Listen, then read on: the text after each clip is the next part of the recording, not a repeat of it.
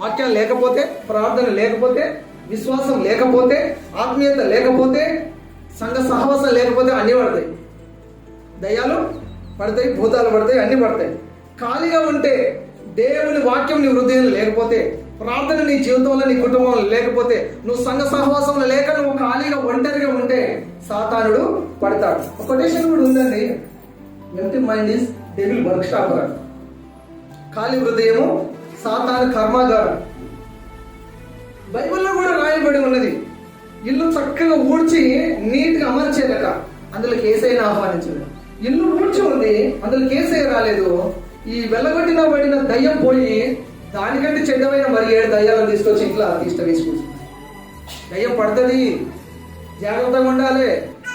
సాతాను ఎవరు మృంగుదలని గర్జించే సింహంలాగా వెతుకుతూ తిరుగుతూ ఉన్నాడు.